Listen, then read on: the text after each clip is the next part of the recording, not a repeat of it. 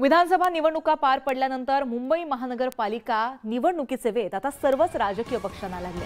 February 2025 पूर्वी महानगरपालिकेची निवडणूक होण्याची शक्यता असल्यामुळे आतापासूनच राजकीय पक्षांनी प्रभागातील चाचपणी सुरू केली आहे। या तयारीचा भाग म्हणून सध्या महायुती आणि आघाडीतर्फे 227 प्रभागात आपापल्या पक्षाला किती मतं पडली याची चाचपणी सुरू आहे। प्रभागातील माजी नगरसेवकांना बूथनिहाय मतदानाची आकडेवारी काढून प्रभागात किती मतं पडली याचा अभ्यास करण्यात येतोय। तर विधानसभेमध्ये पडलेल्या मतानुसार आणि प्राथमिक अंदाजानुसार 227 पैकी 135 ते 140 प्रभागात महायुतीचं मताधिक्य आहे, तर सरासरी 82 ते 87 प्रभागात महाविकास आघाडीचं मताधिक्य जास्त आहे।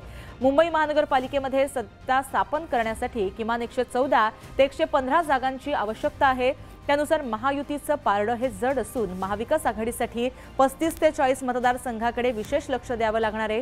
गेली 25 वर्ष मुंबई महानगरपालिकेत सत्ता असलेल्या ठाकरे गटासाठी ही निवडणूक जिंकणं प्रतिष्ठेचं आहे। त्याशिवाय राजकीय अस्तित्वाची लढाई सुद्धा आहे।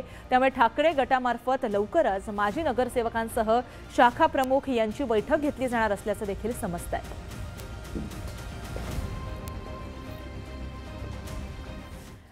नुकतीच राज्यामध्ये विधानसभा निवडणूक पार पडली। यात महायुतीला घवघवीत यश मिळालं, तर महाविकास आघाडीला हवं तसं यश मिळालं नाही। एकीकडे राज्यामध्ये मंत्रिमंडळ स्थापन करण्याच्या हालचाली सुरू असताना मावळातील राष्ट्रवादी अजित पवार गटातील आमदार सुनील शेळके यांच्या कार्यकर्त्यांना आमदार सुनील शेळके यांना मंत्रिपद मिळावं यासाठी मंत्रिपदाचे वेध लागले असून यासाठी तालुक्यात आमदार सुनील शेळके यांच्या विजयाचे तसेच मंत्री साहेब असे फलक लावण्यात आले असून या बॅनरबाजीची चर्चा मावळ तालुक्यात असून राज्य मंत्रिमंडळामध्ये सुनील शेळकेंना संधी मिळेल का?